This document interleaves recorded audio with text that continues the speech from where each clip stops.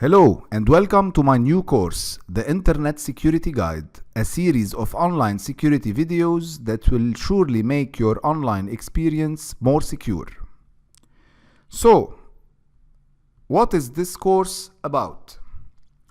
This course starts by introducing you to the Internet. The Internet, which you use every day, is unfortunately not a safe place. And to better understand the dangers on it, you need to understand what is a hacker and, more importantly, what does he want from your PC. You might wonder, how does the hacker attack your PC? We will have a chapter on malware, a new word composed of two words, malicious and software. We will understand how a virus works, what is the difference between a Trojan horse and a ransomware, and much more. Once you understand the different types of malware, you need to understand how you might catch a malware on your PC. You need to know this in order to avoid it. Believe it or not, you can simply visit a website and the malware gets installed on your PC. We will tackle how this can happen in a separate video. We will also learn how malware is delivered through phishing emails, how a hacker can steal your username and password through phishing also. We will have a chapter on scams, discussing all sorts of scams, from the famous Nigerian scam to the latest Facebook scams. And lastly, we will discuss how hackers use social engineering tricks, the art of human hacking, to deliver malware to your PC. Have you heard of USB Kill version 3? It's quite scary. We will discuss it, and we will discuss also cracked softwares. Once you finish all these videos, you will be more aware of all these threats. Now it's time to protect yourself. This is why our next set of videos are practical measures you should apply to protect your PC. We will have a chapter on the tools you need to browse websites securely. It's a step-by-step guide. Another chapter on reducing phishing emails. Another one on identifying and verifying scams. What to do if you are not sure if this is a scam or not. And another chapter on discussing how to protect yourself from ransomware, the latest trendy malware. Now, to complete your security training, I added 3 additional topics that will help you staying secure online. You use passwords everywhere, right? And you hear about stolen passwords every day. This chapter will give you the golden rules to create super passwords and how to memorize them.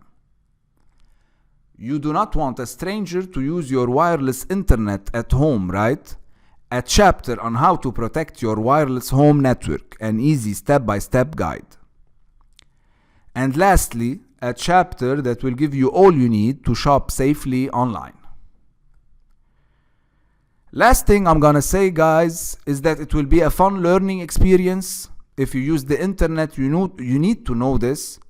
Delivered to you by Joseph Khoure, a cybersecurity expert who likes to teach. And I'm the author of the book Protect Your Digital Life on Amazon. Thank you for viewing. Thank you.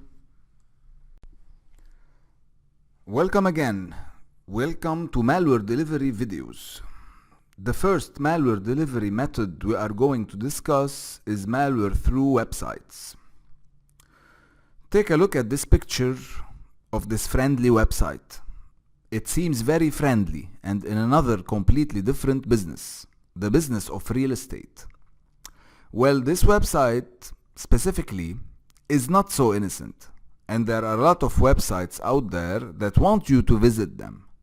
And once you visit them, behind the scenes, and without you noticing anything sometimes, there will be a malicious code running to find any vulnerability in your browser, in your plugins, for example, Java, Flash, to be able to exploit and launch a malware on your PC. Well, I might have gone a little bit technical, but the bottom line is this. You just simply visit a website and afterwards a hacker will be controlling your PC. Sometimes also, it doesn't have to be a malicious website created by hackers. It might be a legitimate famous website serving news or sports, and it might serve alongside a malware through a malicious advertisement a hacker placed on this website. This is called malvertising, a delivery method of malware being used more and more nowadays. Websites such as Forbes, the New York Times, the Huffington Post, and even Yahoo have been targets of malvertising. Sometimes you will be asked to download a codec to run a video. A malware gets installed just like that. And lately have surfaced another method of getting infected. It seems that searching for celebrities on search engines might lead you to a malicious website. Yes, in 2016, according to a study by Intel, searching for Amy Schumer torrent results in a 33% chance of connecting to a malicious website. That's a 1 in 3 chance of landing on a website that serves malware. As you see here, the top 10 celebrities from this year's Intel study with the highest risk percentages include Amy Schumer 16.11%, Justin Bieber, Will Smith, Rihanna, etc. So, when you search for these celebrities with terms such as free MP4 or torrent or HD download to find, for example, Justin Bieber latest song or Will Smith latest movie for free, there would be a high probability that you will be directed to a malicious site or a malicious torrent download. Torrents, by the way, are files users can put on their PCs and you download them via a peer-to-peer software. While you might find the recent TV shows and movies in torrents, it is still the most insecure online place you can get data from, since a hacker can put any malicious content on a PC and advertise it as the latest TV show, the latest yet unreleased song from your favorite artist. I highly advise the inexperienced user to stay away from torrents and peer-to-peer file shares on the internet. Well, scared enough? No, the solution is not to stop browsing the internet, but to implement a few measures that can provide you a better protection online. I advise you to check the video on the tools you need to browse securely, and I would like to thank you for viewing. Hello and welcome to this second video on malware delivery, and in this video we're discussing email phishing attack. So when we talk about email phishing, it's a hacker sending thousands of emails to people, hoping that the big percentage of these targets will click on a link, will enter a username and password when they ask them to, will enter a credit card number, will download the malware attached to this email in a zip format, executable, PDF, etc. Will click on a malicious link that might download an exploit or a malware. All this giving the targets a sense of urgency. It's urgent to do this, and we're going to see several examples about this. But before discussing these phishing emails, it's good for you to know that there is another form of phishing which is called spear phishing. So when you receive a spear phishing email, it's more specific to you. It's a hacker targeting you specifically.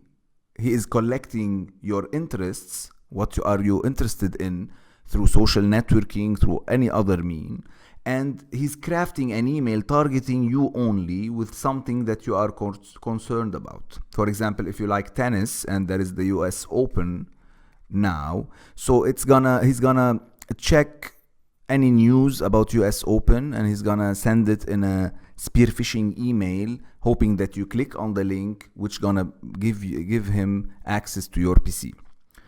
To note that in spear phishing, no grammar mistakes will be found, and most of the time even HTTPS links are used because the hacker is putting a lot of effort to control your PC, to force you to click on that link.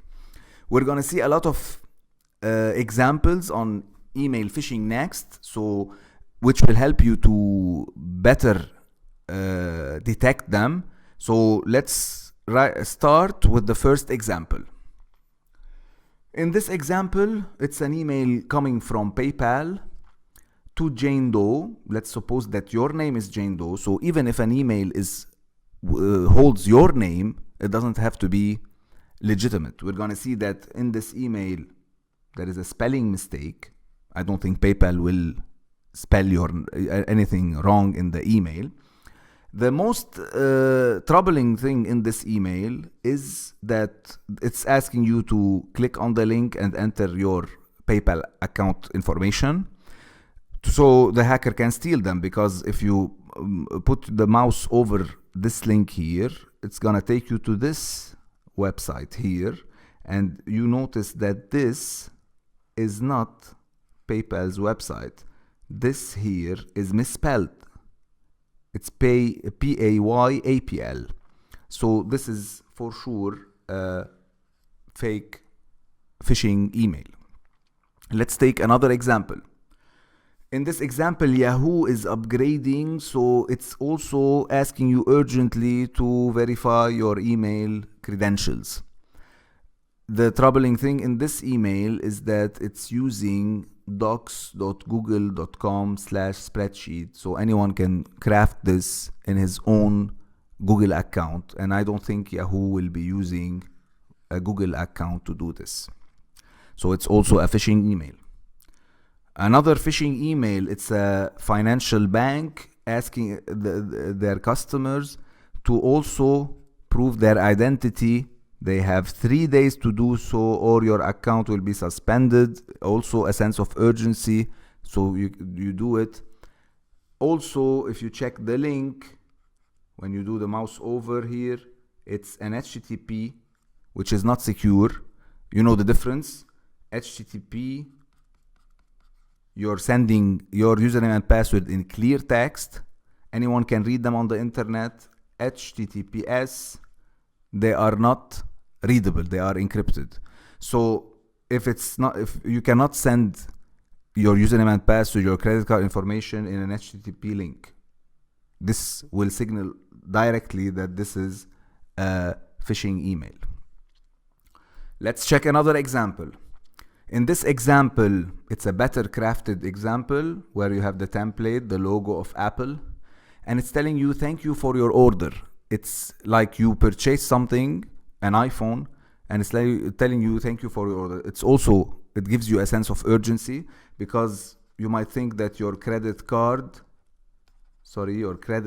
have been stolen and someone purchased with it. And it gives you, the only link it gives you is to cancel this order. To cancel this order, click here. And when you check the website that you should go to, yes, it is HTTPS, but it's not related at all to Apple. It's needabortionireland.org/log. So this website could be created by a hacker, or this website could be hacked by the hacker. So now he can log into this website, which is could be a legitimate one. And he is sending your username and password to this website because he can retrieve them from it. So also this is a fake website. Now we're gonna move on to other forms of phishing emails. Those that contain attachments in them. So for example, this is from booking.com. It's telling you that also you have a reservation which you didn't do, And please refer to the attached file for full details, and the attached file will be a zip file with a malware inside of it. Another example also, this is from HM Revenue and Customs, also an attachment, a zip file which contains a malware. Also notice urgent notice. Another example would be of a sales invoice, an attachment, and this attachment here is a PDF. So even if it's a PDF or even a JPEG file, it could contain malicious code which executes on your PC. So this also is a fake phishing email. Now, since this email, for example, might get caught by your antivirus solution, the antivirus have a 50% chance of getting this file as a malware.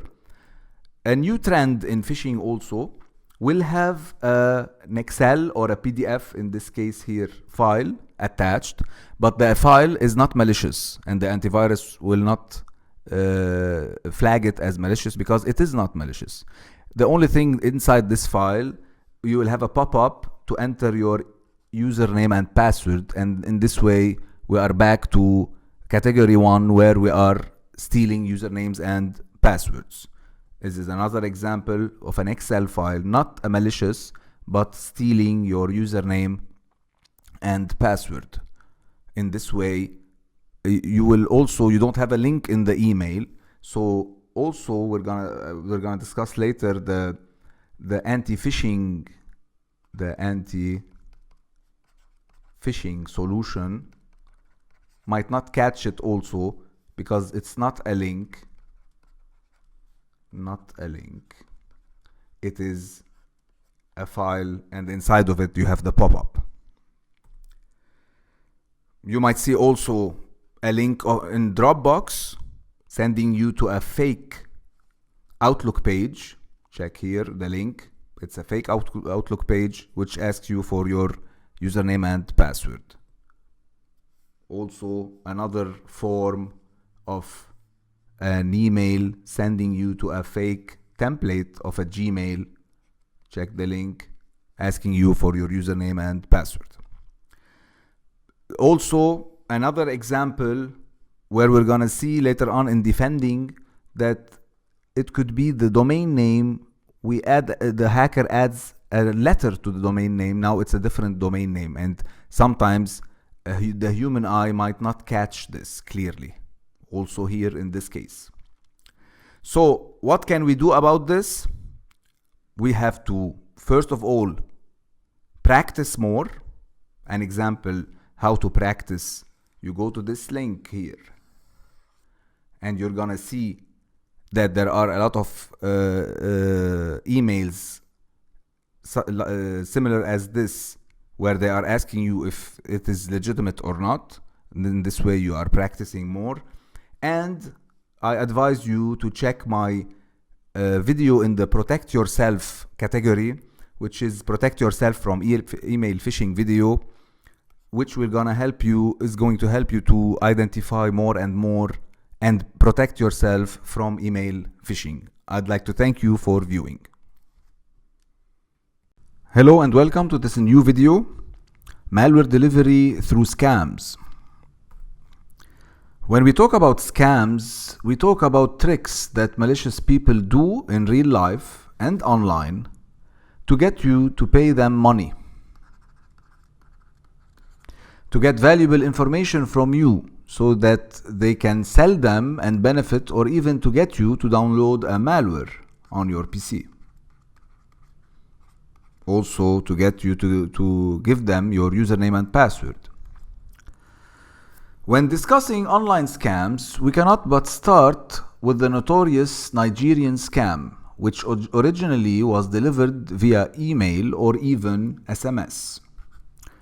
Several flavors of this scam have been around for years, but the main idea is this. Someone is in trouble. Someone wants to transfer money to you. You won a car, but you just need to send a few $100s to get the big money. And then the scammers disappear. Another scam is about employment.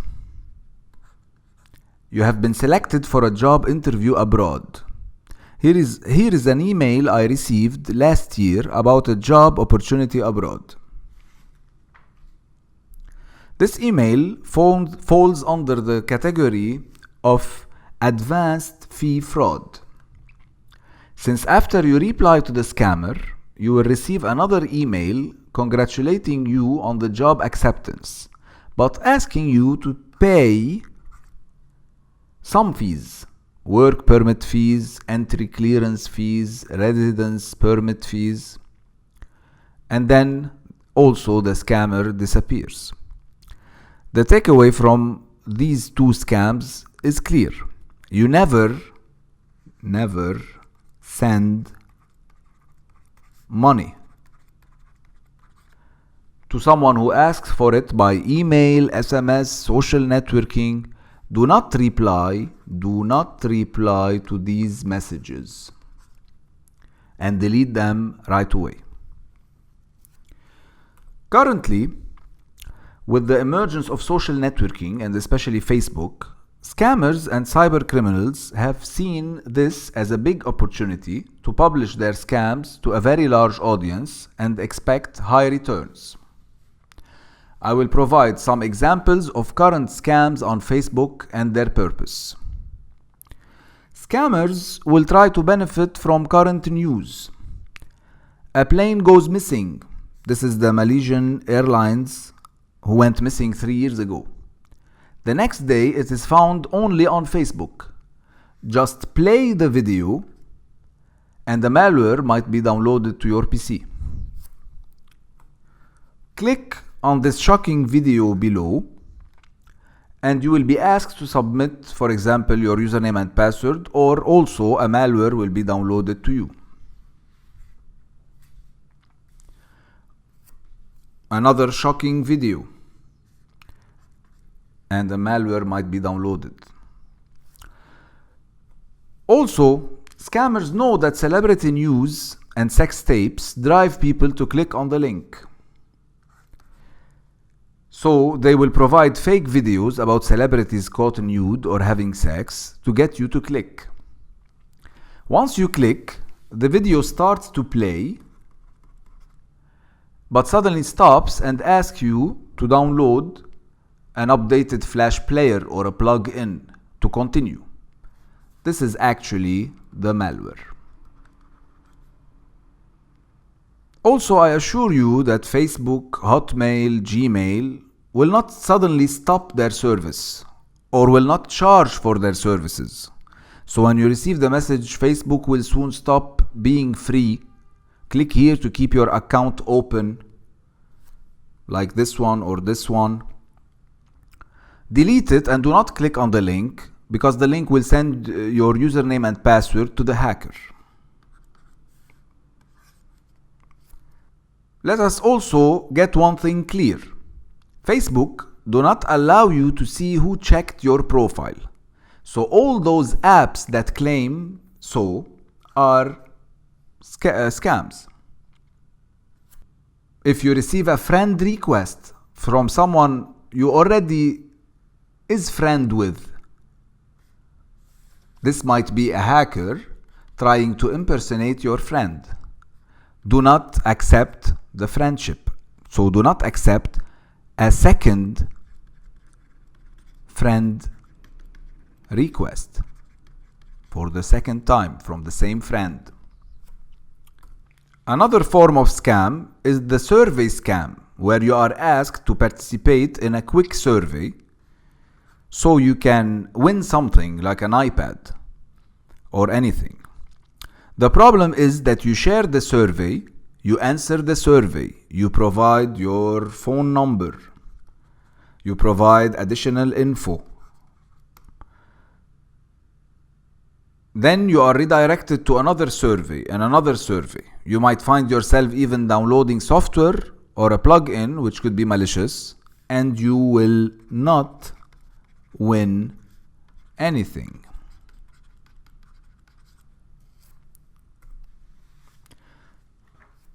The last form of scams we will discuss is the one that need you to like and share a page.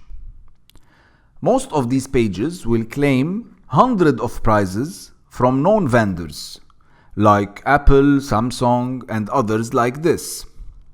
So you see here in this example, get your $1,000 Best Buy gift card. Starbucks $100 gift card for free. British Airways are giving a lot of tickets online for free. All these are scams that want you to like and share the page. Congratulations, you won. Apple are distributing 100 iPhones with the release of a new iPhone. One like equal one want. Vacation to Maldives. They might also try to benefit from your human affection and sympathy, showing fake images of sick kids, claiming that Facebook will donate per click and per share. Of course, this is not true. What do they benefit from this? A page with 100,000 likes can sell for $1,000. Also, once the page has a lot of likes, the owner of the page can switch it to start serving malware in a minute. I hope you benefited from this section on scams, and I'd like to thank you for viewing. Hello and welcome to this video, Malware Delivery through Social Engineering and Software. This is the last malware delivery method we're gonna discuss. So what is social engineering? Social engineering is the art of human hacking. It is how a social engineer persuades you to give him your username and password, to insert a malicious USB to your PC, to download a malicious software, or to go to a specific malicious website. Social engineering can be human-based or computer-based. Social engineers will use one or all of the below methods to get you, in a split of a second, to make a bad decision based on one of the feelings below, like accepting to insert a flash drive, USB flash drive, to your PC. Or maybe you will lend your phone to someone, or let someone use your PC. Someone will ask you to go to a specific website and you will go. Someone even might ask you for your username and password and you will provide him.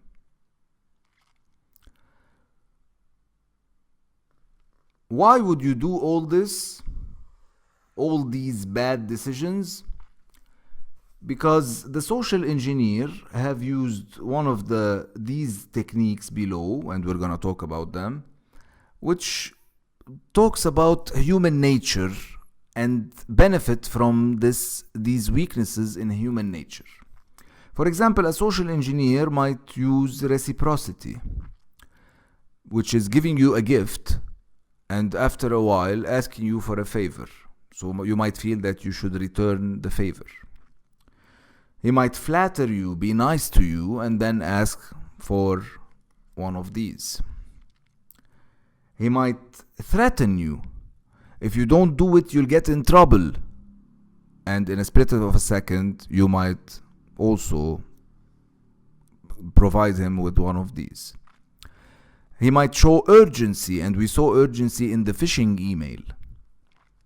For example, someone might say to you, I dropped my papers and I'm entering this meeting and I need you to, and I have a copy of these papers, a soft copy on my flash drive, so please insert it to your PC so I can print it. Believe it or not, the social engineer might use compassion. So what if he finds out on your social page, online social page, that you are interested or help kids with heart disease. You are in an organization that helps kids with heart disease. He might even bring a kid with him, simulating that he is one of these kids and he wants your help with something and you will provide him.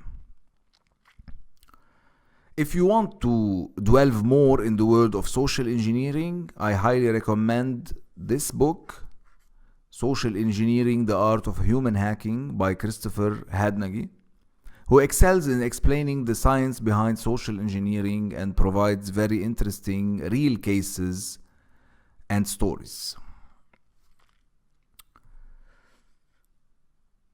Computer-based social engineering. Let's check, or let me ask you this question. What would you do if you find a USB flash drive in a parking lot? This is a technique called USB dropout. What would you do if you find a USB flash drive in the university, in your school, anywhere, in your work? Now, we have here two cases. This one USB or one flash drive might be a used flash drive and labeled, and the social engineer might label it. It might label it, for example, HR or pictures, my pictures, whatever, anything that might lure you into getting this flash drive and inserting it to your PC, and then you will get a malware. Another scenario might be that you will see a flash drive brand new. It will look brand new, but you have to pay attention that the social engineer might take the USB flash drive, add to it the malware, and then repackage it as to be brand new, as to look brand new. And then also you might say, I can use it, and when you insert it to your PC, you get also the malware. Let me ask you another question. What if I told you a flash drive can burn your PC? Would you go around and insert flash drives into your PC? There is a software that you can put on a flash drive, and that has been tested, and it will send a high voltage to your laptop, and it will destroy your laptop. So it's not just about malware, it's about the loss of the laptop. The last thing I'm gonna talk about is one of the earliest methods of spreading malware, which is through software. Let's pay attention to this. Free software. When you think free software, remember this phrase: when the product is free, the real product is you. So often free software will come bundled with adware or even spyware that will be used to gather information about you, to display ads to you and pop-ups, annoying pop-ups. Keep in mind also that cracked software is often malicious. What is a cracked software? A cracked software means that a software was, so you have this software here, it was altered in a way to bypass the license. So the software, you have to pay for it. Someone altered this software to bypass the license, and now you don't have to pay for it. You get it for free. But keep in mind that if this hacker or this programmer can alter the software to bypass the license, he can also alter it to add a malware such as a Trojan horse. So he can control now your PC. So often cracked software are malicious. The third thing we need to pay attention to is that downloading software from unknown sources is harmful. What does this mean? It means that if you want to download Adobe Reader, for example, you have to go to the Adobe Reader site, type it manually in the browser, and download it from there. You don't download it from another website, which might have also altered it.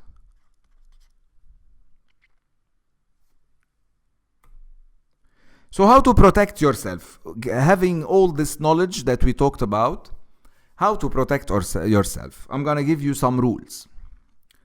First of all, do not advertise your social life to everyone. Why is that? Because the social engineer will try to gather information about you, what you like, what you fear, anything about you, to try to do his social engineering tricks on you. So the less you advertise about yourself, the safer you are.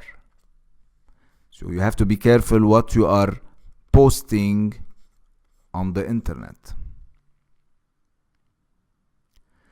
The second rule is do not provide sensitive information, username and password, phone number, credit card, etc. to anyone over the phone, by email, directly, in person. Keep in mind that your username and password are yours, and you should not share with anyone. The third rule you have to follow is that you do not plug a stranger's flash drive to your PC. It could be malicious. It could even destroy your PC. Keep in mind.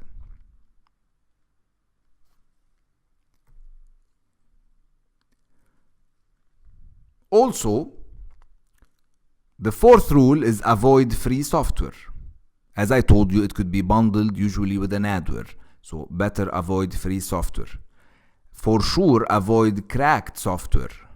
It's often related with malware. Bind it to a malware. If you need a software, buy it. And also keep in mind that you should not download software from unknown sources. You go to the original source and download it. The last thing I'm gonna talk about is, what if you have a flash drive or several flash drives and you have important data on them, pictures and stuff, and what if this flash drive, you lost it? What would happen when someone finds it? So in order not to have this person reading all your files and pictures, you have to think about, if you have flash drives that have important data on them, you have to encrypt your flash drive, make them unreadable, and protect them with a complex password. One of the tools that can do this is encryptstick.com. You can check it out on the website. I hope this have been informative for you, and I'd like to thank you for viewing. Hello and welcome to this new video, how to secure your browsing step by step. In a previous video, we saw that by just visiting a website, you can get a malware installed on your PC. By following these steps here, we're gonna see how we can secure our browsing experience. First of all, you should use a web filter. A web filter will categorize all the websites in the world and will blacklist malicious ones. It will display a blocking message when you try to log into one. If you have any internet security suite from the major antivirus companies such as Kaspersky, Symantec, Bitdefender, it will include a web filter and will not allow you to visit malicious or even suspicious websites. Moreover, you can use a free DNS filtering solution from Norton or OpenDNS.com that will also blacklist malicious websites. You can also, if you think a link or a website is suspicious, always revert to manual checking through one of these sites here. Zscaler has a good website, Trend Micro, Sucuri.net, URL Void, and even VirusTotal. To note that VirusTotal does not only check for malicious websites. If you receive a file via USB, email, or even downloaded it, and you are not sure if it may contain something malicious, you can upload to VirusTotal. And VirusTotal will analyze it using 68 different antivirus engines, and it will give you the results.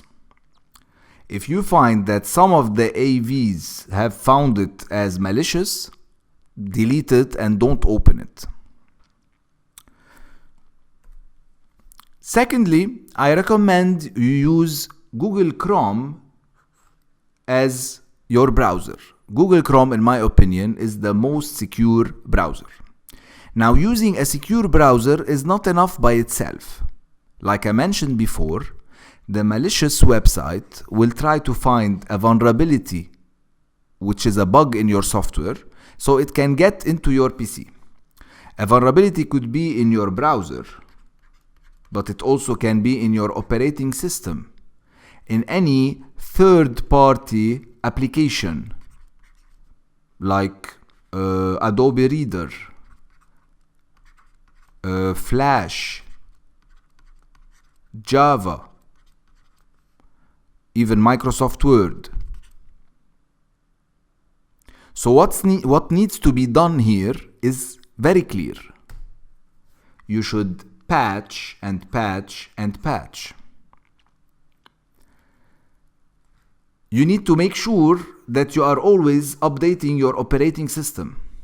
If you are running a Windows operating system, you can go to Control Panel, System and Security, Windows Updates, and in the Windows Updates settings, you click Install Updates automatically, so that your operating system is always patched and updated for the vulnerabilities that it may include.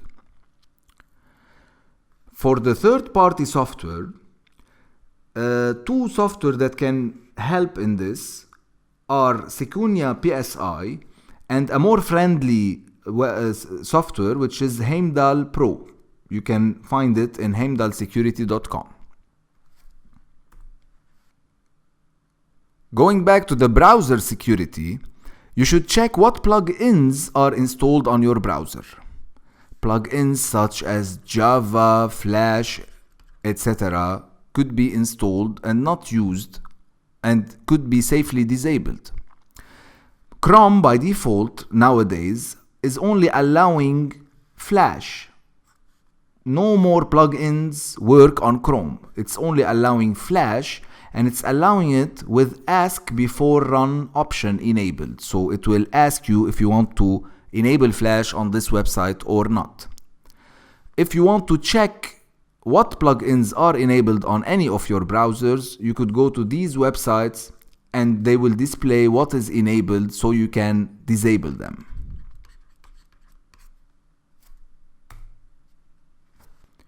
Also, in the browser settings, I advise you to install these 3 security extensions below. In Chrome, if you want to go to this to check the security extensions, you go to Chrome in the browser and type in Chrome extensions. Once you're there, you can, at the bottom of the page, find Add Extensions. Click on it, so you'll be in this page where you can search for extensions and download them. I advise you to install Ghostery to preserve your privacy while visiting websites. HTTPS Everywhere, which makes sure that you connect securely via HTTPS and HTTPS only, and no HTTP. And uBlock Origin, which is used to block ads and pop-ups.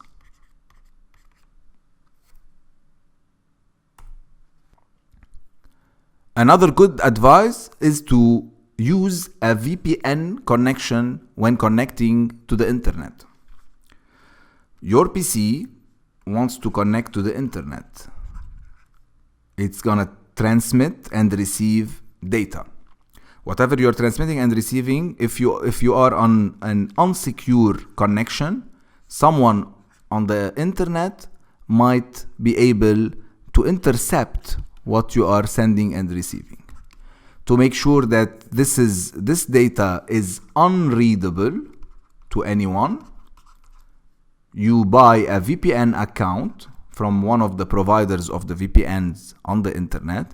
So you install a software on your PC and you connect, setting up a secure tunnel. So whatever you're sending and receiving here will be unreadable to anyone. It will be encrypted. One of the good VPN providers are StrongVPN, HMA, F-Secure, Freedom, and you can reach it through this website, Private VPN, iVPN, Private Internet Access. Another recommendation is to use anti-exploit software. I would recommend Malwarebytes anti-exploit software. This software will defend your PC even if you have vulnerable applications on it. So it will stop the exploitation of any vulnerable app. Of course, nothing is 100% secure, but this will add an extra layer of protection.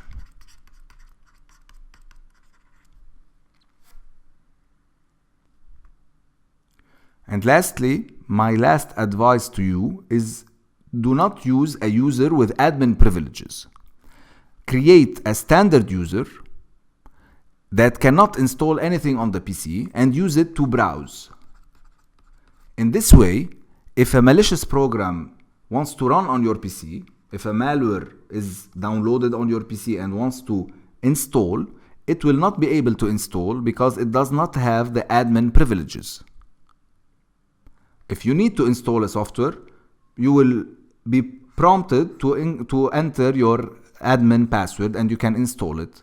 And after this, you run the normal standard user. To do this, you can create the account in Windows by going to Accounts and creating a standard user. I hope this has been informative for you, and I'd like to thank you for viewing. Hello and welcome to this new video, Protect Yourself from Email Phishing. We've seen in the previous video about phishing, how to detect phishing, a lot of examples that we saw, and I advised you at the end of the video to practice a lot. Well, we're gonna start this video by also providing you more links to practice. So as you saw earlier, we checked this one, which is OpenDNS phishing quiz.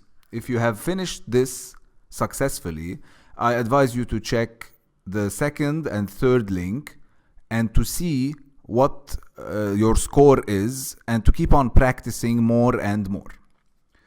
Now, if you practiced and still are not sure whether this is a phishing or not when you receive an email, I'm gonna give you 3 rules to go with them, and by following them, you are 99% sure that you're not gonna be tricked into a phishing email. The first rule is to never ever click on a link from inside an email. So never click on a link from inside an email. I'm gonna remind you of one of the examples I gave in the previous video. It could be something urgent. If you don't click and you verify your account in 3 days, your account will be suspended. They want you to click on the link and provide anything and provide your username and password, or the link could be malicious. You never click on a link from inside an email. If you want to check the link, if they are talking about Amazon, you go into the browser and you type in https amazon.com, etc. So never click on a link from inside an email. This is rule 1. Rule 2, never open an attachment unless you are sure who sent it and for what reason. Now here I want you to pay attention. From in an email, this, you might receive this from your friend. So it could be a friend. This does not mean that it is legitimate. You have 2 cases. One, someone is spoofing. Spoofing is imitating your email address, your friend's email address, but it's not your friend who sent it. 2, your friend could have already been hacked and the malware has controlled his PC, or a worm or something, and now his PC is generating malicious emails. So by just saying that your friend, I know this guy, I can open the attachment, no, I need to verify that he sent me the attachment if I want to open it, and for what reason. So I need to call him if I suspect that this is a weird email from my friend. The third rule is never even provide your username and password or credit card number in an email through a link, attachment, or in the email body. Meaning that any email that asks for your username and password, whatever the case, you don't provide it. You don't provide your credit card number for sure. Either if it's a link, or as we have seen before, it could be an Excel file which is not malicious, and through this Excel file they're gonna ask you for your username and password. You're not gonna supply them. So if you if you stick to this rule, you're also protecting yourself better. So again, rule 1, never ever click on a link. Rule 2, never open an attachment unless you are sure who sent it and for what reason. And rule 3, never ever provide any username and password, any identification through an email, through a link, attachment, or in the email body. Now, what can you do if you're not sure if this link is a phishing link or not? You can verify it on these very useful sites. You can go to isitphishing.org or fishtank.com and you provide the HTTP link that you have copied from inside the email without clicking on it, and it's gonna tell you if it's a phishing or not. Another thing you can do is to have a spam phishing filter in addition to your antivirus. So what I'm saying here is that you need an internet security suite, antivirus internet suite. So any antivirus from the top antiviruses that you know will provide you with not only the antivirus module, but also a phishing module. You can check through this link the latest anti-phishing test, and you can see who is better to buy from. Lastly, I'm gonna say also that this might help removing in the folder options of if you're using Windows, the hide extensions for known file types will make it easier for you to see in the attachment the real extension of the file. So instead of just finding in the attachment a JPEG, which is hidden in an executable, you're seeing the real executable directly. But again, I don't advise you to click on the attachment even if it's a JPEG. Okay, you need to know that the sender has sent it and for what reason before getting receiving or accepting the attachment. So I guess, and I hope that this chapter added to your protection and to your knowledge how to protect yourself from phishing emails, and I'd like to thank you for viewing.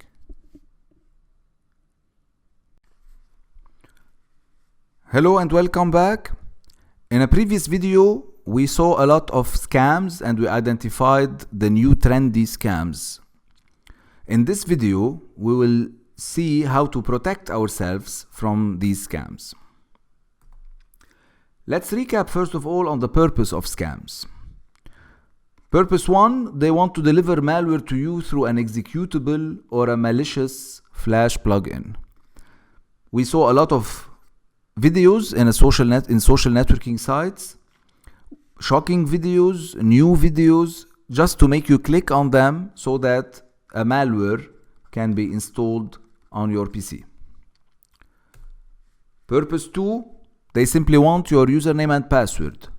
Like phishing, scams are being used in social networking sites to get you to click on the link and submit your username and password, and the hacker has them. Purpose 3, let's not forget that a page with 100,000 likes can sell for $1,000 or more. So a hacker will put a page and will say like and share this post, so you might get an iPhone, an airline ticket, or anything interesting. Once this page has a lot of likes, it can be transferred to a malware serving page. So how to detect scams?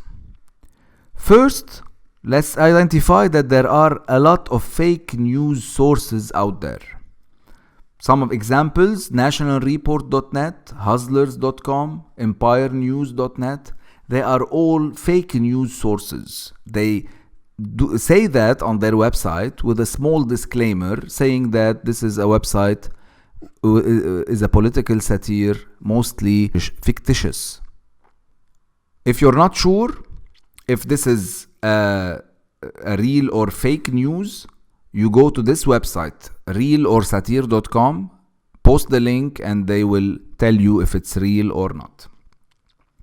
Most importantly, to detect scams, and if you're not sure if this is a scam or not, for example, they found the missing airplane. Is it a scam or not?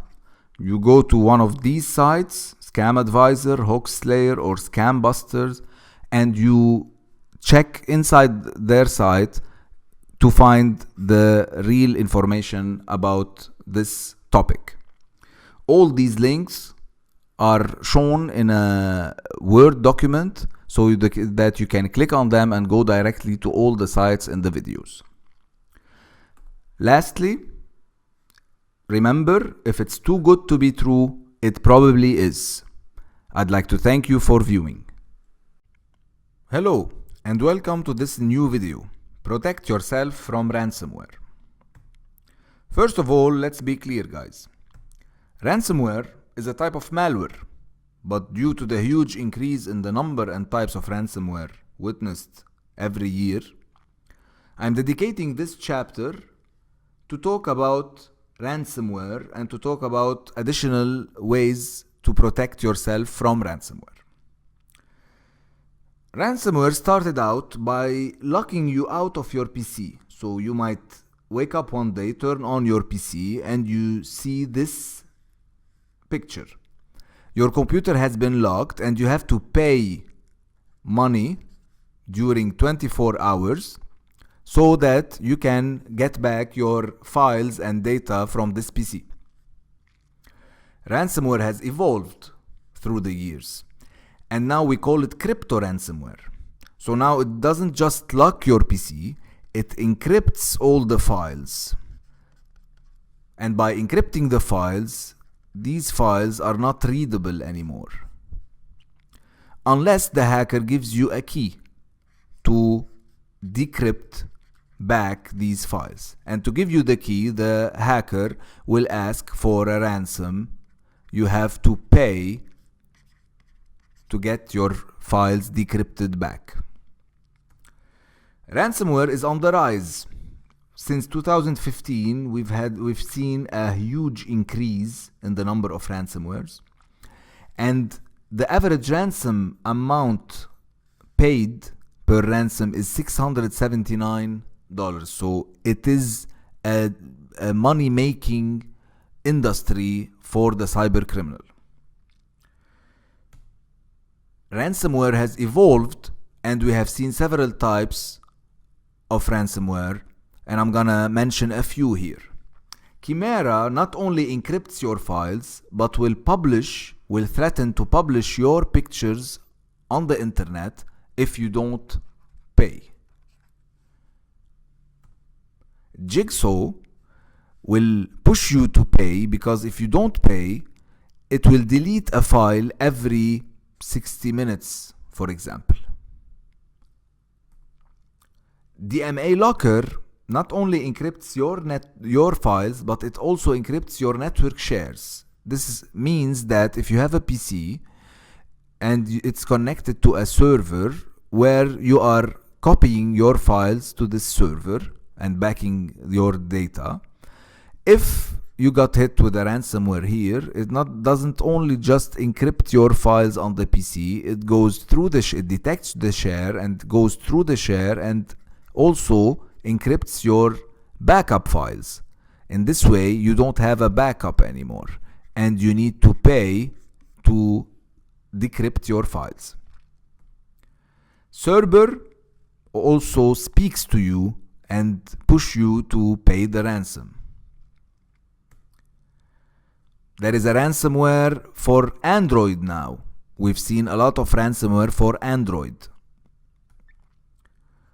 There is also ransomware as a service. So cyber criminals are offering for a cheap amount of dollars a ransomware as a service for someone to use it on others. So how to protect yourself? You shouldn't be scared of ransomware, because ransomware at the end is just a malware. And the malware will get delivered to you from the already discussed methods of delivery that I talked about in previous videos. You see here from the latest statistics that 31% of ransomware are being sent through email links.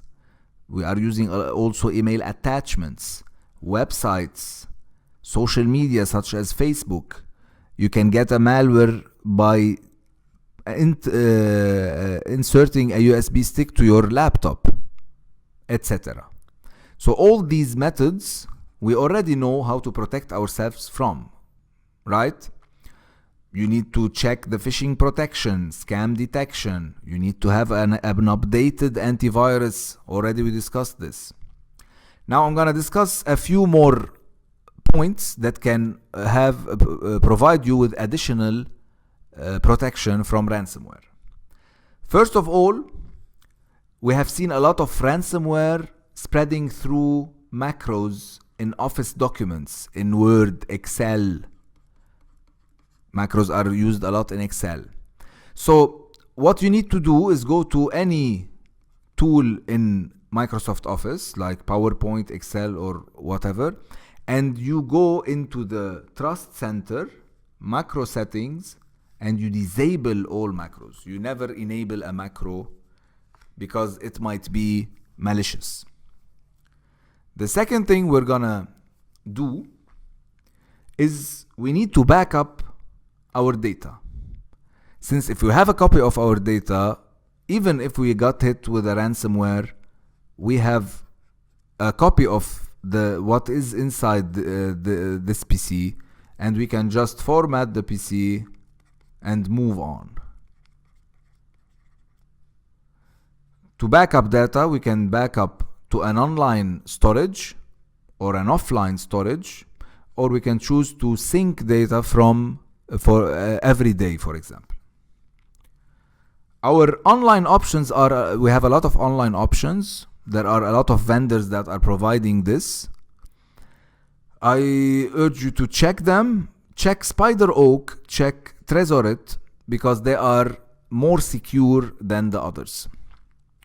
They provide secure storage. For offline backup, if you want to do a backup on a local hard drive, I advise you to have 2 local hard drives. Do the backup on 2 local hard drives. Store each hard drive in a different location. Do a backup every week at least, or use a tool such as SyncToy for Windows to do offline syncing. The data will be just stored, the difference in data will be just stored on your local hard drive. Lastly, if you got hit by a ransomware, don't panic, because more and more antivirus companies are finding the decryption options for ransomware. So you could check, for example, this site, it's posting day after day new findings of new ransomware that has been decrypted. So it might be your lucky day after a bad day hit by a ransomware that you find the decryption method to decrypt this ransomware and get your data back without paying. I hope this has been informative for you, and I'd like to thank you for viewing. Hello and welcome. In this video, you're gonna learn how to create super passwords.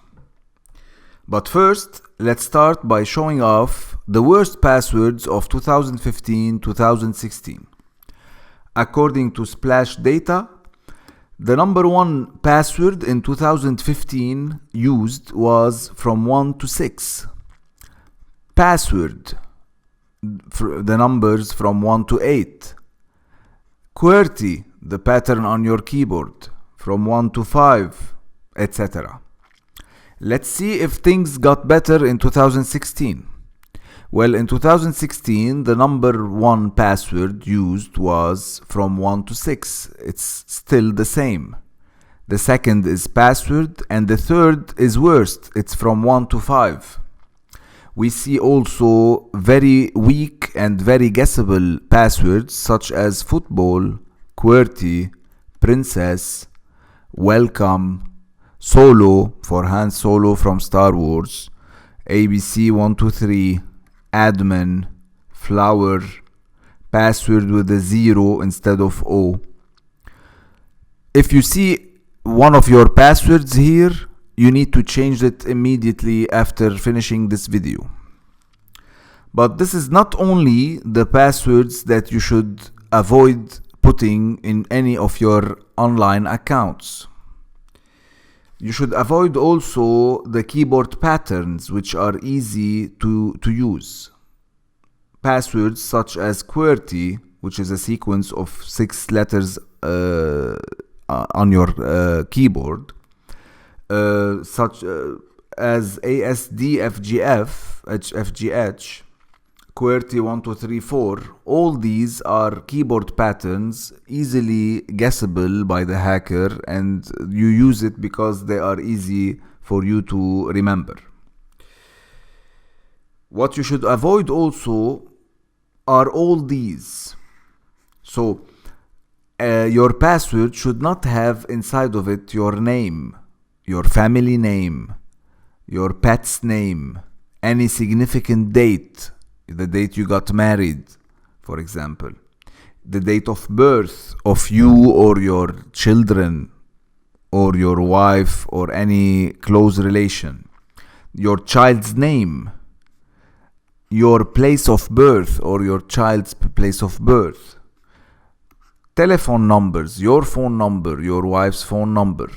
All these should not be in a password. You should avoid them because the hacker or a social engineer will know about all these through your social networking sites or through one of your friends' social networking site. All this information you should not put in a password. Also, in passwords to avoid, you should avoid short passwords taken from words in the dictionary, because a hacker can have a list of dictionary words and try them automatically through a software against your online login accounts. Simple passwords based on favorite rock star or actor, based on a favorite song or movie. If your friends know this, then a hacker can know them also. You should avoid using them inside a password. And also, all kinds of the word password.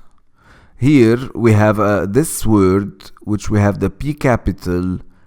We replace the A with @ and we replace the O with 0. This is a complex password, but a password which is very known to hackers. So you should avoid it. Here are some examples of better passwords, but also we should avoid them. So those passwords are better than the ones we described earlier, like putting your name with your birth date, putting a name or your child's name with a phone number, a word with a date also. Those are better, but also there are now softwares that are used by hackers that can create a list of your names and your numbers, significant numbers, and create a list of them sequentially, and also try them against your passwords. Even words with symbols, for example, taking the word Braveheart and changing the A for @, the E for 3, and here in Nothing New, the O for 0. You might think this is a very complex password, but also there are softwares now and tools that can automatically do this change here and run them and try to guess your password. So after seeing all these passwords to avoid, let's check some rules to follow in order to have a good password. First of all, and the most important rule, do not use the same password on all your accounts. What we are meaning here is that we should use one totally different password per account. So if you have a Facebook account, Instagram, Gmail, etc., this rule says that for every login you should have a totally different password. Totally different, not related, and there should be no pattern between them. Each one has a totally different password. Why? Because if one of the accounts got hacked, either they stole your password or they hacked Facebook and got all the passwords, they will run it on all your accounts, and now they can log in to every single account you have. Also, do not keep your passwords on a text file, Excel file. And this is also because if you have your laptop and you have a notepad or an Excel file where you put all your passwords, if someone hacks into your laptop and gets this file, now he can log into all your account at once. Another rule to follow is to use two-factor authentication whenever possible. Facebook,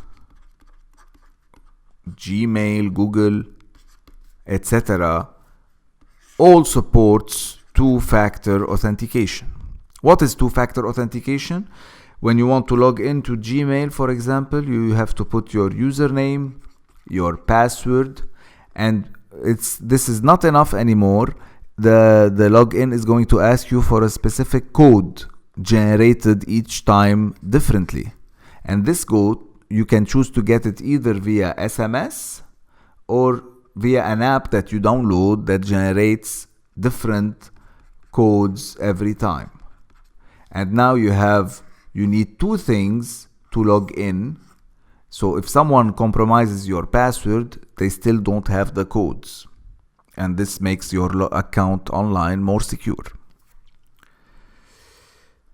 Another rule to follow is to create long passwords. We're gonna see that we're gonna create passwords with more than 12 characters using letters, numbers, and symbols. And to note that these symbols here, as an example, are much better than using these well-known.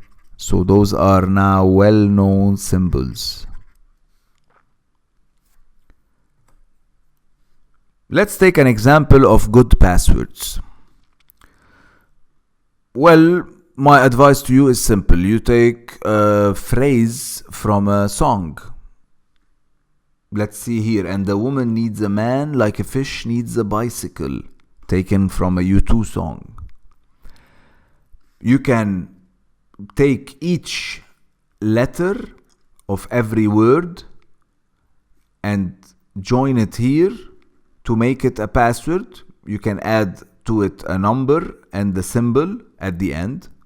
So in this way, you by saying this sentence, you get the first letter of each word. This might be complex to you, so let's try to make it more easy. You just take a phrase, and the woman needs a man. You add to it a symbol and a number. A fish needs a bicycle. You add to it a symbol and a number. As easy as this. You can also combine different words. Battles, London, laptop, dinosaur. Adding a word and a number. A number and a symbol. Combining multiple languages. Eat the gâteau au chocolat. Combining English and French. For those who know a second language, this could be it could be good for you. So it's just about getting a phrase that is easy to memorize and hard to break. For example, if we want to check how secure is this password, how many days it needs someone to break this password, we can go and check it with a good password meter. Password.kaspersky.com or howsecureismypassword.net are two good examples of good password meters. If we go to password.kaspersky.com, let's go to passwords to this site, and I've put here, and the woman needs a man, for, and a symbol.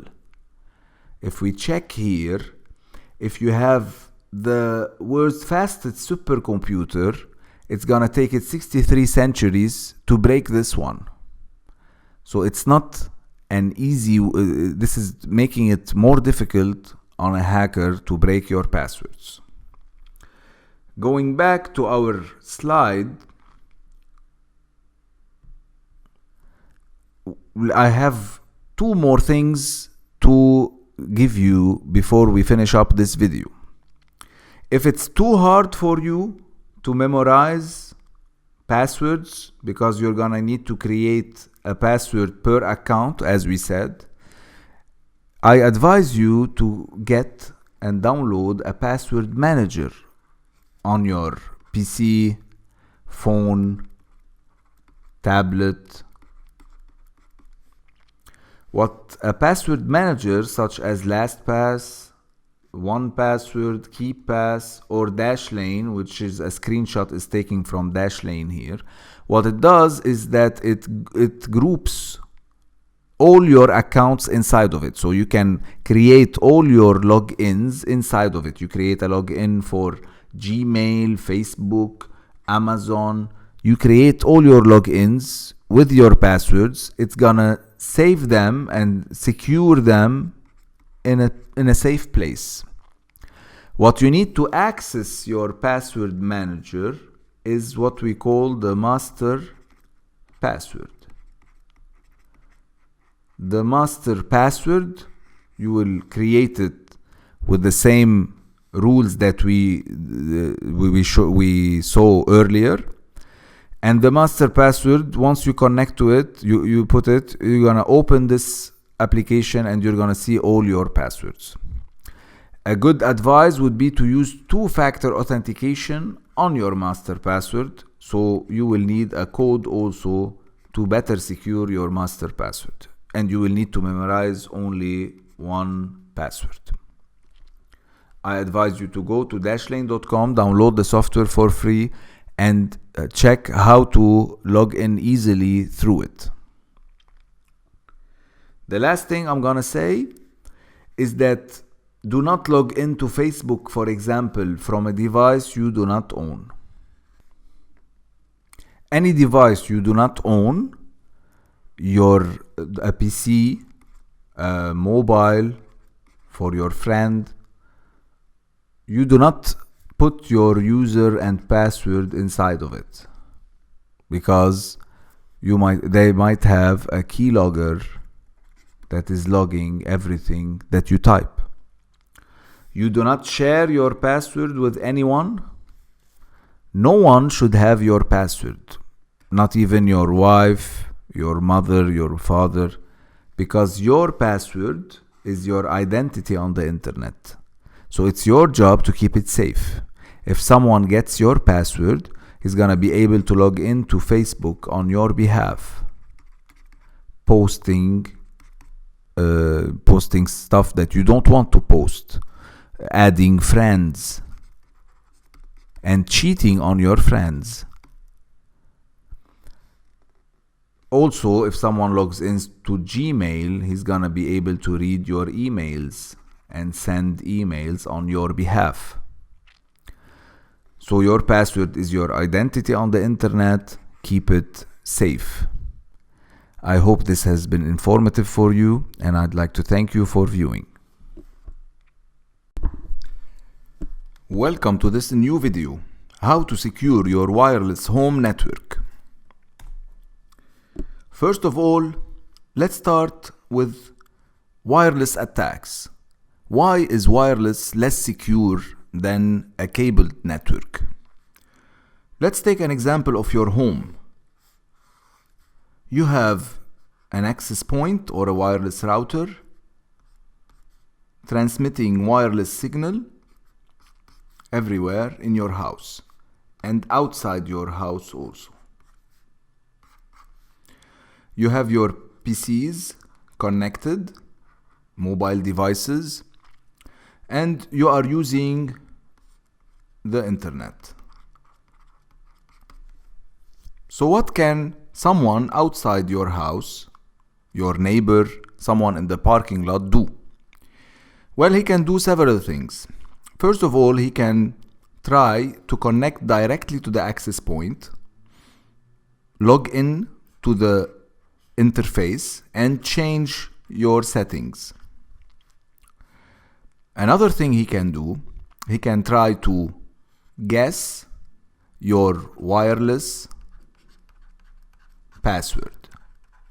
Once he gets your wireless password, he can now either connect and use your internet connection, or he can sniff your connection. Sniffing, if the attacker is sniffing your connection, he is checking or getting a copy of what you are doing.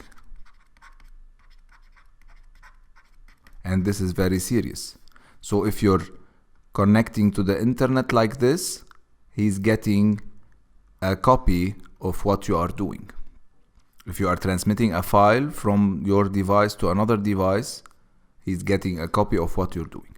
So wireless attacks are serious, and they are mostly used either to spy on you or to simply utilize your internet connection.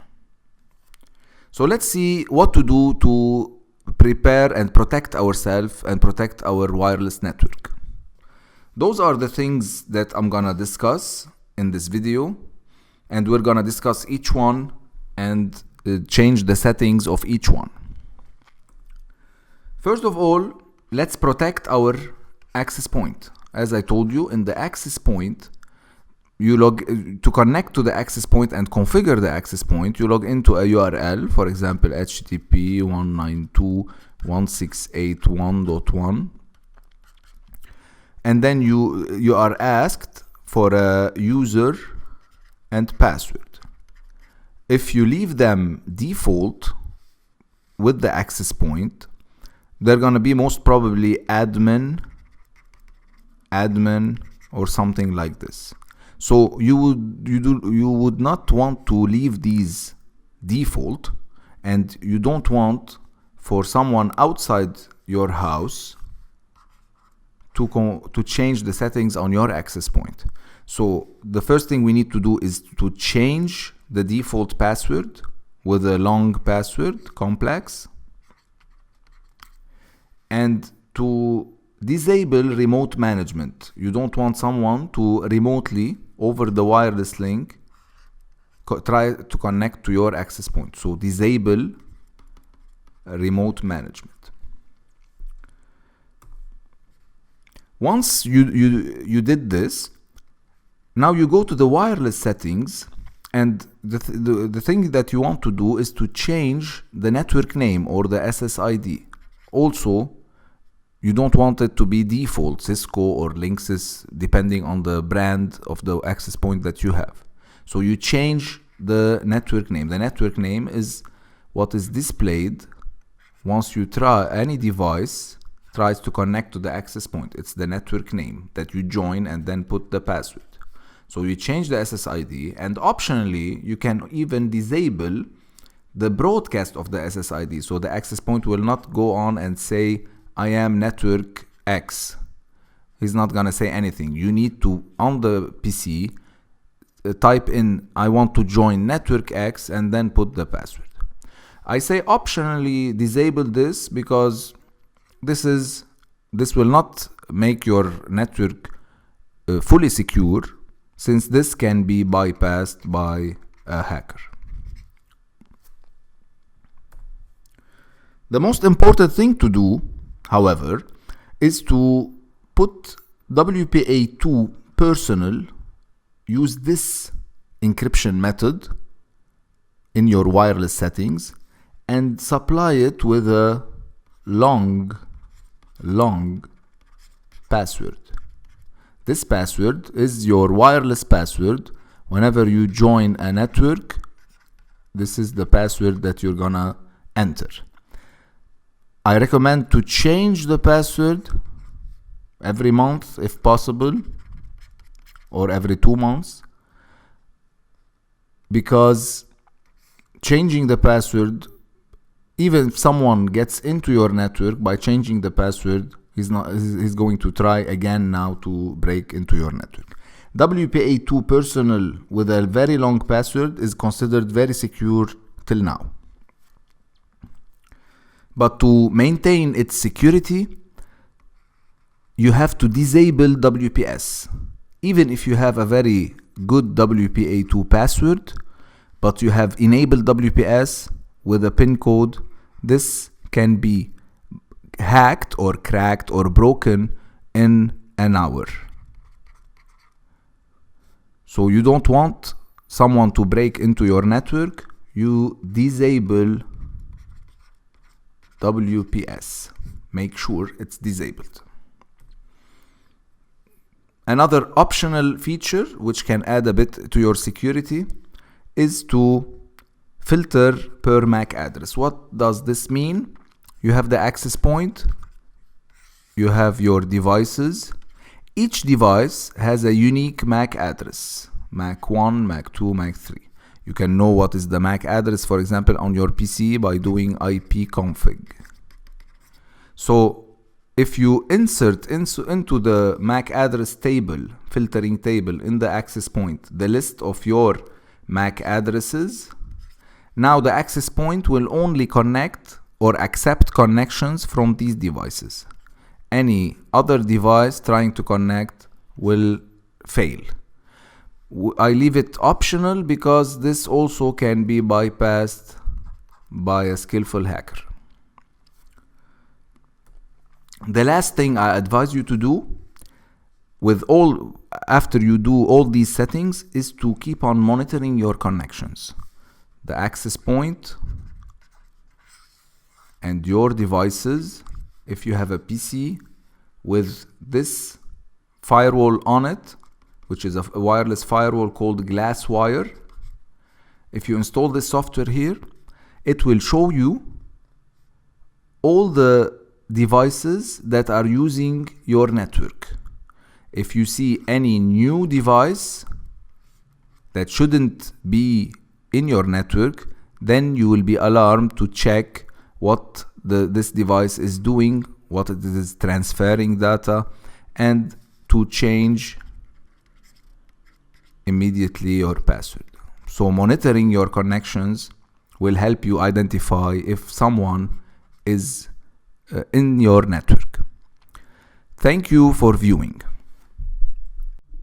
Hello and welcome again to our last video in this series, the Internet Security Guide online security videos. This video is going to talk about shop safely online. So what are the dangers of shopping online? I guess the nightmare of a shopper is to pay for goods and do not receive them. And this is a big problem that we're gonna tackle in this video.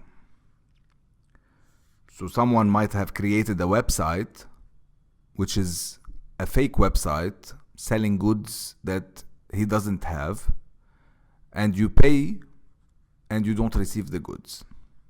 Another problem in shopping online is unsecure websites selling goods. So in this case, you might have a real website with a good intention to sell you goods, but it's unsecure, meaning that when you are entering information in this website, when you're entering your credit card number, someone is getting a copy of it because maybe the link is HTTP or it's not a very good secure HTTPS link, and we're gonna talk about this later on. The third problem in dangers of shopping online is unsecure connections. So in this case, the website that is selling the goods is real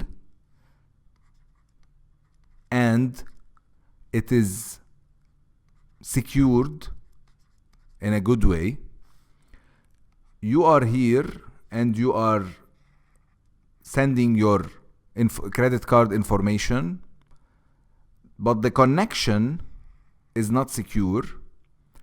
This will let a hacker get a copy of your credit card. We're gonna tackle these dangers and see how can we secure our online shopping experience. So the first rule we need to use is to buy from reputable stores. Amazon, Apple, Google. I've shared with you here a link on the top 10 online shopping sites in the world, the most reputable ones. If you check here, we see that we have Zappos, Nasty Gal, Alibaba, Mr. Porter, Etsy, and in the top 4, Walmart, Asus, eBay, and of course, Amazon is the number 1. So, buying from reputable stores, but buying from reputable stores, let me get my pen back, is great, but if you go directly in your web browser and put HTTPS and the website such as Amazon, you never click on a link inside an email claiming to be from Amazon. You never click on a link. Someone sent you a link through a chat service. You don't click on that link because it might not be the real Amazon you're being redirected to.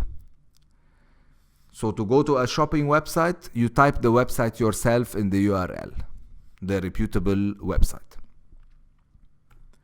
The second thing we're gonna talk about is that sometimes you might want to shop from a not reputable website. So what do you do in this case? Here you have several things you have to follow. First, HTTPS is a must, but it's not enough. You need also to check the padlock certificate validation. I'm gonna show you how.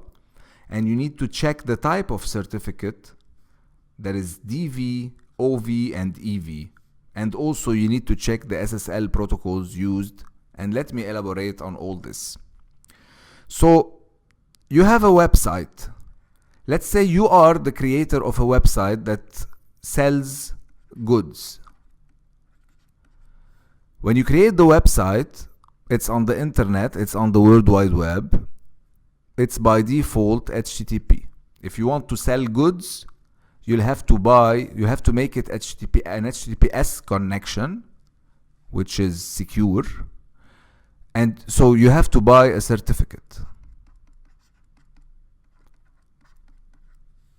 To buy a certificate, you have to contact an entity such as VeriSign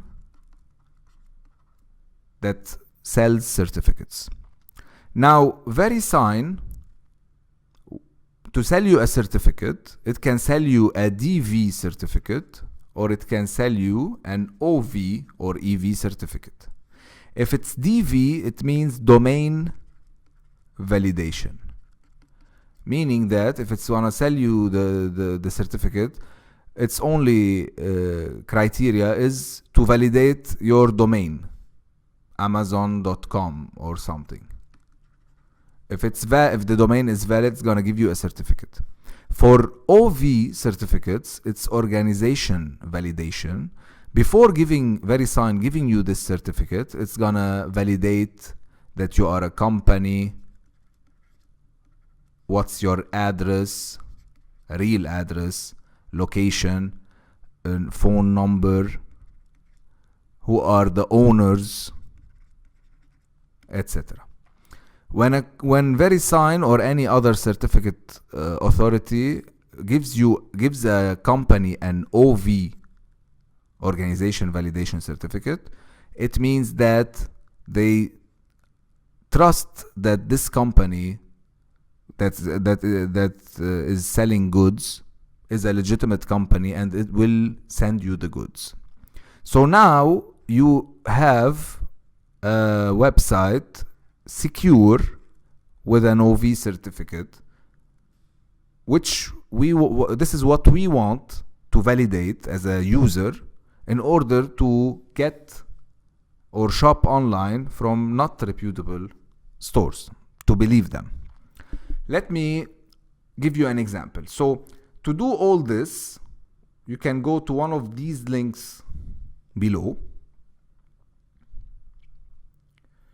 And I've already done this exercise before. So if I check, let's check here Amazon.com. By the way, before checking Amazon, we can check the padlock. So by simply going to Amazon.com and checking the padlock and clicking on View Certificates, we're checking that the certificate is issued to Amazon.com and it's valid. Check the date, it is valid. But this is not enough. I need to know if Amazon has a DV or OV certificate for the reason I just shared with you. So in this site, I can check, and this is a one-time check, by the way. So you only check once this, you know that this store is reputable or not, is trustworthy or not. So this is an OV certificate. It has all the information here, the validity, and even it has what protocols are being used. And of course, using TLS 1.0, 1.1, and 1.2 is the choice nowadays. If a store is still using SSL v2 or v3, also it can be hacked, so I advise you to avoid such stores. Good, so I hope this is clear now. We're gonna continue with our advice. And to fix now the third problem, if you remember, the third problem of shopping online was unsecure connections. This hacker here that can get your copy of the credit card information or your username and password. So to fix this, the advice is very simple. Do not use a public wireless hotspot when you are shopping online. Any insecure wireless connection, try to avoid it. So if your wireless internet at home is secure and you followed the steps I gave you in the video wireless internet at home, you can trust it now. Else, if you want to shop online, what you can do is to use tethering. So what is tethering? So you have your PC. By the way, you can shop online from your mobile through the 3G or 4G connection directly, which is secure. Now, if you need to use a PC, what you can do is turn the hotspot feature on your mobile, which is in every mobile. And once you turn the hotspot, you'll need to provide, you're going to have an SSID and a password, a complex password. You need to provide them on your wireless connection. So you provide the SSID and the password. And now you have a secure connection between your laptop and your mobile and going through 3G. And here you can do your shopping online securely. So this is a better way in order to have a better online shopping experience. Else, if you don't have any other alternative but a public wireless network, you need to have a VPN software on your PC or on your phone, we're gonna tackle VPN, or we already tackled VPN in an earlier video.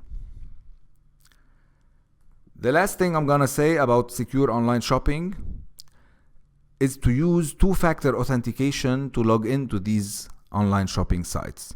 So Amazon, Apple, Google, etc. All these websites nowadays supports two-factor authentication, which means that it's not just enough your password to log into these sites. You need a second method of authentication. This second method of authentication, it could be an SMS. They send you an SMS each time a new code. You need to enter it. Or there is an app that generates codes. So you have this possibility. In this way, if someone steals your password, he's not going to be able to log in to these online sites and get your info from them and shop on your behalf or steal your credit card. Two-factor authentication is becoming more and more of a necessity. I hope this video was informative for you, and I'd like to thank you for viewing. We're gonna start our first chapter by talking about the internet. The internet is now one of the basic human needs. There are nearly 4 billion people, yes, you heard me right, 4 billion people using the internet in 2017. So what is the internet anyway? The internet is the network of all networks. It is all the PCs in the world connected together online. In 1 minute of internet, there is 2.78 million YouTube video views. There is 2.4 million Google searches. 150 million emails sent, yes, in 1 minute. And 200,000 of Amazon sales. So how do you connect to this virtual world? You can connect through an ISP or a telco operator, through DSL, cable modem, 3G, LTE, fiber optics. It doesn't matter how you connect. Once you're connected and has an IP address, you are part of this huge network, and you can reach and be reached by anyone, and this is why it is dangerous. Chapter 2 will focus on the dark side of the internet. I'd like to thank you for viewing.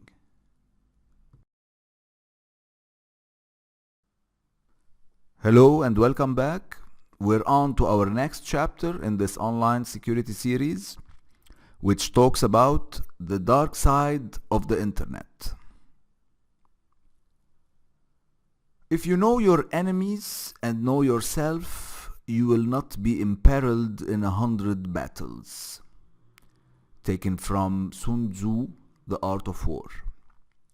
Funny how this old saying from Sun Tzu, a Chinese general more than thousands of years ago, still applies to our digital online world. We need to know what we are facing in order to conquer it. So in this chapter, we will answer the question, what is a hacker and what does he want from my PC? Well, a hacker is equivalent to a cyber criminal who wants to get into your PC mainly to do the following evil deeds. Information theft. Information theft is stealing important data from your PC to sell it and make money. Identity theft. It's stealing your username and password, your bank account information, your credit card number. Data manipulation. Changing data on my PC so that the displayed results are changed in reality. Take for instance, altering exam results, medical results, and what would happen if we do this. And lastly, device control. Yes, a hacker wants to control your PC, either to use it in online malicious activities or to lock it maybe and ask for money to give it back to you. Good. Now that we know what a hacker wants, let us answer the question that comes naturally after that. How does he do all that? To answer this, I would like to welcome you to the world of malware. Malware, a new word made up of two known words, malicious and software. So the hacker will try to deliver a malware to your PC so that he can control it, use it, or manipulate it to serve his malicious purpose. In the next chapter or video, I will be introducing you to the whole family of malware in details. Examples of malware you probably heard about are virus, worm, Trojan horse, ransomware. To note that in 2015, for example, in the United Kingdom, cybercrime surpassed the real crime rate in the country. Yes, 53% of all crimes are cybercrime. So you better continue with the videos to learn how to defend yourself in this dangerous online world we live in. I'd like to thank you for viewing. Hello and welcome to our next chapter, the world of malware. In this chapter, we will try to differentiate between different types of malware in order to better understand how to defend against them in later videos. Okay, so what is a virus? A virus, by the way, is one of the oldest malware. It is an executable file. It usually needs your interaction, double click. So if you don't double click, it can't enter your PC. Usually the virus will harm your PC.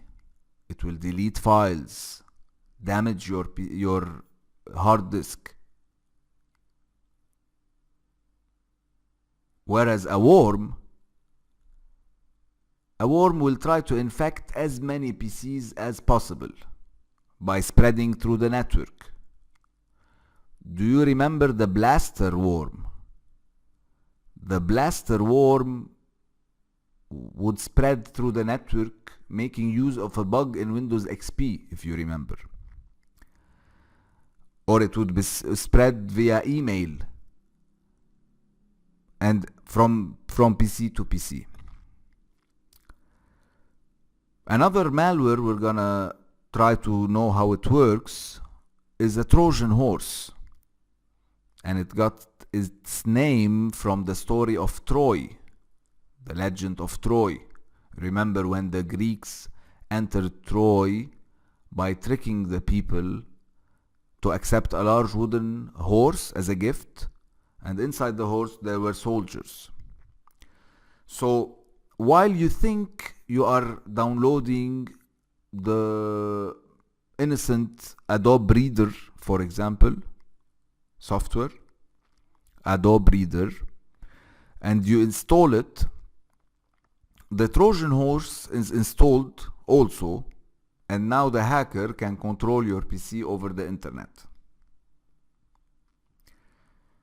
Have you heard about spyware, adware? A spyware or adware is a software that sends information about you over the internet, mostly for advertising. Well, they usually do not cause harm to your PC directly, but if suddenly you feel your PC is too slow, so these are some signs. Too slow. I'm gonna write this also. Internet activity, too much internet activity, sending bytes. Perhaps your browser is opening several tabs or pop-ups. These are signs that your PC is infected by a spyware. What about keylogger? Keyloggers is a software that have the ability to record every keystroke you make on your PC. So if you have a keylogger on your PC, or everything you type in, for example your passwords, will be stolen by the owner of this keylogger.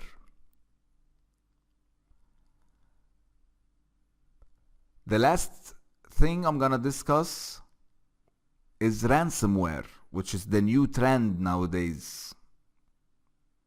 Ransomware is derived from the word ransom, which is a malware that takes your PC hostage. So if you have I hope you will not have a ransomware on your PC, because it's like your PC is a hostage now. It will lock it, or even worse, it will encrypt it, and it will give you a limited amount of time,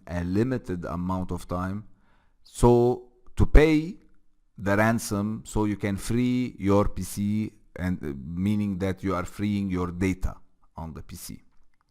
By the way, encryption, if you don't know what it is, it's transforming plain text, which is readable data, into ciphertext, which is unreadable data. So if you have encryption on the PC, you cannot read the data unless you have the key, the key to open the data.